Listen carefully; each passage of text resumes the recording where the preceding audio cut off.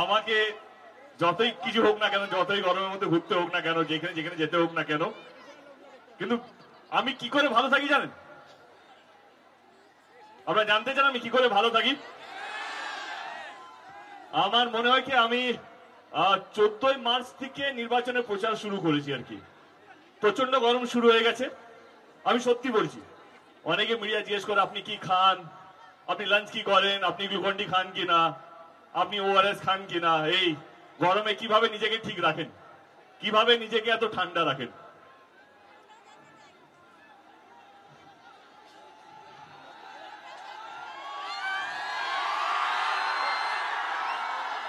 কেউ বা যারা জানতে চান আমি কিভাবে ঠান্ডা থাকি, কিভাবে আমি এতগুলো প্রচার করছি এই গরমের মধ্যে, জাস্ট এই মঞ্চে আসুক আর আপনাদের মুখের দিকে তাকাক, বুঝতে পারবেন এই হাসি মুখ, এই চিৎকার চেঁচামেচি, যে কোনো ওআরএস, যে কোনো ভাত ডাল, যে কোনো সবজি তরকারি, মাছ মাংস থেকে যে কতটা পাওয়ারফুল আপনাদের এই চিৎকার, আপনাদের এই ভালোবাসা। এইটাই হচ্ছে আমার মূল এনার্জি।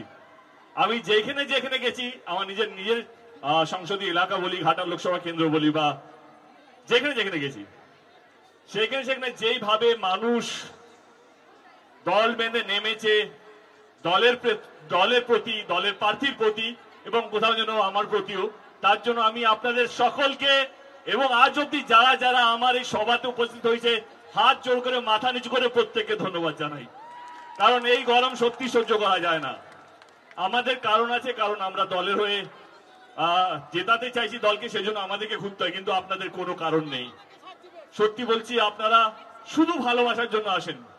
কি গরম, কি ঠান্ডা, কি বৃষ্টি, কি মেঘ, সেগুলো ভুলে গিয়েও আপনারা যে আসেন, এটার জন্য দলের প্রতি, দলের পক্ষ থেকে, আমার প্রার্থীর পক্ষ থেকে, আমার এখানকার যারা নেতা নেত্রী আছে তাদের পক্ষ থেকে আপনাদেরকে আরেকবার ধন্যবাদ জানাই। অসংখ্য অসংখ্য ধন্যবাদ। এটা মন থেকে বলছি, এটা সাজানো গুছানো নয়। চলে আসি, একটু সৌজন্য করিনি, কারণ আমি চাই, আমি বিপ্লব দাকে নিয়ে পরে বলবো, কারণ আমার অনেকগুলো বন্ধু বান্ধব আছে যারা বিজেপিতেও আছে। তাদের মধ্যে একটা অন্যতম নাম হচ্ছে সুকান্ত দা, আমার অত্যন্ত প্রিয় মানুষ। সুকান্ত দাকে শুভেচ্ছা।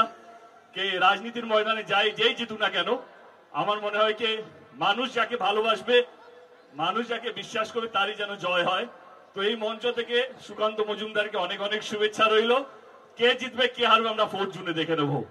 কিন্তু আমি যেহেতু বিপ্লবদার জন্য এসেছি, আমি মন প্রাণ থেকে চাইবো আমার প্রার্থী, আমার দলের প্রার্থী এবং আমার বিপ্লবদা যেন এই সিট থেকে জিতুক। চলে আসি নির্বাচন।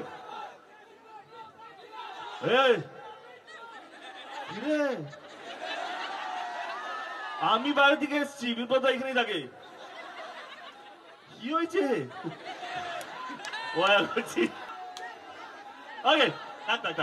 আরে গলা বসে যাবে। ও কালকে তোমাদের শেষ না ছিল, ধরে রাখো, আমার জায়গা নিয়ে যাবো চিৎকার করার জন্য। Come back to the point. Okay, নির্বাচন আপনাদের এলাকায় 26শে এপ্রিল নির্বাচন। 2 মিনিট, আপনাদের এখানে 26শে এপ্রিল নির্বাচন। আমি বিশ্বাস করো, আমি কোথাও জোর করে বলবো না, কোথাও বলিনি যে আপনারা জোর করে আমার পার্টিকে ভোটটা দেবেন। কিন্তু হ্যাঁ, যাকেই দিন না কেন, সে আমার দল, এর দল, ওর দল, যাকেই দিন না কেন, একটু ভাববেন সেই দল, সেই দলের প্রার্থী, সেই দলের কর্মীরা আপনাদের জন্য কাজ করেছে কিনা।